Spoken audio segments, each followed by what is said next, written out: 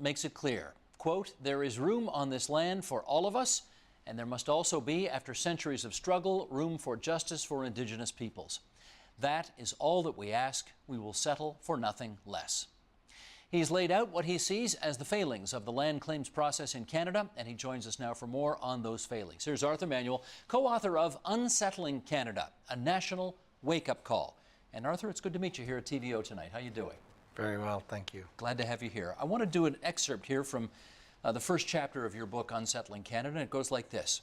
When we speak about reclaiming a measure of control over our lands, we obviously do not mean throwing Canadians off it. That is the kind of reductio ad absurdum that some of those who refuse to acknowledge our title try to use against us. We know that for centuries, Canadians have been building their society, which, despite its failings, has become the envy of many in the world. All Canadians have acquired a basic human right to be here. That's something you don't hear every day. So that's a good constructive way to start off a conversation. Let me follow by asking, what makes you think this is the right time, the timing, to find a satisfactory solution for Canadians and Indigenous people? Well, I think one of the things in British Columbia, I'm from British Columbia, so one of the biggest issues facing us is the unsettled, Indigenous land rights issue. We call it the BC land question. We're going to have to deal with this economic question in British Columbia. There's like you've seen right now with the federal government having to initiate this EFORD report because they know that the British Columbia treaty process has failed. It's been in place for 20 years. 20 some odd years. It's cost over $1 billion in negotiation. Okay, hold off, if I can, Arthur, hold off on the EFORD report for now, because I want to set that up and give everybody a sense of what it's all about. So we're going to come back to it. But I want to, more people will know Thomas King, whose book, The Inconvenient Indian, was very popular and garnered a lot of attention. I want to read a quote from that book. He writes, "Since the arrival of Europeans, private ownership of land has been one of the cornerstones of non-native society and economy. Land, to the European mind, gave an individual station within society and was a certain source of wealth. Land could be bought, sold, and traded with more assurance than currency. Indians, through inclination and treaty, held land in common." Okay, how fundamental to any modern treaty process is this difference in how we all view land? I think one of the things is that when you talk about private property in relationship to Canadians, the people like this, sometimes they overlook the fact that when you talk about Canadian sovereignty, Canada claims collectively Canada. Ontario claims that all the resources are for Ontarians, all the resources are for Canadians. That's a collective proprietary interest that Canadians are claiming generally. And then out of that, you create provincial property, private properties based on provincial crown land. You don't pay your taxes, they sell your place for failure of paying taxes. It doesn't mean that you own it outright. But it's really a question and at odds here is Aboriginal title, though, is really the fundamental underlying title, not crown title, because crown title, which is the collective title for Canadians, is based on colonialism. It's based on this racist notion that a white person can come to North America and just basically say, here, we claim all of Secwepemc territory for Her Majesty the Queen, and now... And therefore we own it. We own it. Non-natives cannot continue to base their claim on North America on that racist notion. If they're going to claim it, it's only under human rights. That's what I'm saying in that book. The only reason white people have a right to be here now is because of human rights, not because Queen Elizabeth in 1862 said, this land is our land and we own underlying title. That's wrong. That's the wrong way to base it. And that's how come Indigenous people have been impoverished, is because when you add up all the Indian reserves in Canada, all of them, we have 0.2%. That's how come we're poor. That means Canada and the province under the Queen owns 99.8%. That's why Ontario is rich. That's how come BC is rich. It's because those governments claim that. That's what we get out of a resource, 0.2. That's what Indian people have to live on. So we have to settle that. We have to change that. We have to change that. We have to decolonize Canada. How about the term fee simple? What does fee simple mean? Well, fee simple just means the highest form of property rights that you can own on Crown land.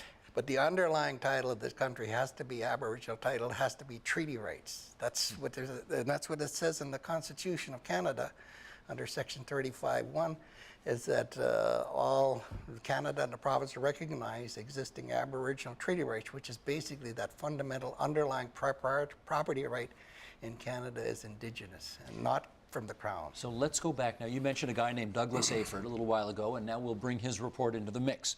He did do a report for the federal government called A New Direction, Advancing Aboriginal and Treaty Rights.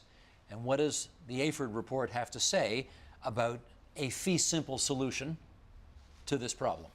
Well, he doesn't address the basic question of who has underlying title. He's still basing it upon the fact that underlying title belongs to the federal government and the Crown, and that Indians are claiming land. It's such a stupid thing, the Department of Indian Affairs, you know, it says that they have an Indian land claim department where we're claiming the very land that they stole from us, you know, like it's so stupid.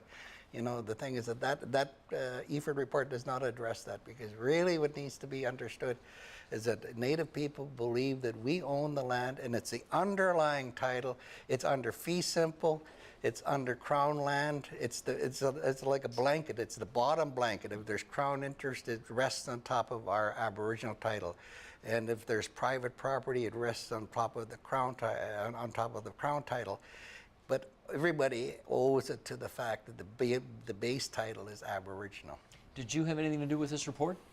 I made a presentation along with the Nisconnet Indian Band to the Aford report. And how did it go? Well, I don't think he listened to us, because he's still come out with this whole question that the province has underlying title and we need to claim. That's what needs to really change. The whole BC treaty process is a failure because it tries to extinguish Aboriginal title through this modification model or this non-assertion model, and when it comes to Indian people voting at the community level, they will vote against that. You know, there'll be very few communities that'll actually go along with that. I gather one of the things that the Aford report does point out, and maybe you agree with this part of it, is that in order for any claims to get done, processed, there are 40 different government departments that need to kind of sign off on it. Is that too cumbersome to make any progress? Well, you know, like anytime you get the government involved, period, it makes it very difficult, especially if you're dealing with that many departments. But I think that's more process than substance. I think if you can get to the substantive issues, the matter of process will fall in place. One of the things that Aford suggested that could help speed things up when it comes to land claims is, quote, a standardized umbrella agreement, which would identify provisions that are or are not open for negotiation. Do you think that would help? I think one of the things is, the fundamental thing is recognition of Aboriginal title on the ground. I think that is the broad thing that needs to be recognized, and the feds and the province just aren't prepared to do that. They're leaving that up to the courts. So if they're not prepared to do that, where are we? We're actually nowhere. I think the Aford report does not move us ahead at all. It's not a real examination or discovery of this issue. It doesn't provide any real new alternatives.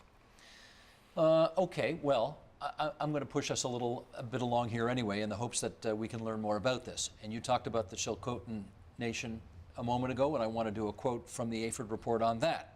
On June 26, 2014, the Supreme Court of Canada issued a declaration that the Chilcotin Nation in British Columbia holds Aboriginal title to more than 1,700 square kilometers of land in that province. Chilcotin became a focal point at engagement meetings. Many Aboriginal groups presume the declaration means that they, too, hold Aboriginal title. So let's go through this. What does holding Aboriginal title mean in your view? Well, I think Aboriginal title is this underlying proprietary right. It entitles us to a right to self-determination. That's something that he doesn't really address in that report at all. And I mean self-determination in the sense that we should have access to the United Nations Human Rights Committee under the International Covenant on Civil Political Rights under Article 1 that says that all people are entitled to self-determination. And that and I draw this back to the Canadian experience in the sense that when the Constitution was patriated in 1982, there were two provisions in the Canadian Constitution. The first one was 35(1), which is the federal and provincial governments recognize existing Aboriginal rights. The second one was to have constitutional conferences under Article 37. Those haven't happened. No, they did happen. They had did. 4 of them during the 1980s. Trudeau did 2 of them, and Brian Mulroney did 2 of them, and they failed. And the reason that it failed was that the federal and provincial government weren't prepared to recognize the right of Indigenous people to self-government. And the only people that got self-determination in 1982 were the white settlers from England. But the Indigenous people didn't get it because there was no agreement made at the end of that with the premiers and the federal government. So have you essentially given up that the political process will, at the end of the day, be able to find a solution to the land claims problems in Canada? No, I think to a certain extent we have to go outside this country to seek justice, because the Supreme Court of Canada, I think, is incapable of being able to fully acknowledge the right to self-determination of Indigenous people, simply because they were made under the very colonial process that we're getting them to re-examine. But if there's no justice in Parliament and no justice in the courts, and you want to go outside the country, where are you going? That's what I'm saying. The United Nations Human Rights Committee, you know, first of all, you have the United Nations Declaration on the Rights of Indigenous People, where all the countries agreed under Article 3 that we have a right to self-determination. And that under and because of that, it opens the door to Article 1 in the International Covenant on Civil Political Rights, which is the human rights treaty that Canada signed. I don't know about Article 1, but I know about Article 8. I got that one right here. And that states that states shall provide effective mechanisms for prevention of and redress for any action which has the aim or effect of dispossessing them of their lands, territories, or resources. So that would seem to speak very clearly to the circumstances you find yourself in. So you think you've got a case to make at the UN? Oh, yeah, no, we do. Like in the International Covenant on Civil Political Rights, there's 2 areas that you can report to Indigenous people, because Canada has to report periodically, and they're going to be reporting in July of this year to the Human Rights Committee, and they have to go right through the charter from 1 to the end, and they have to report on Article 1, but they report on Native people under Article 27, which is the rights of minorities.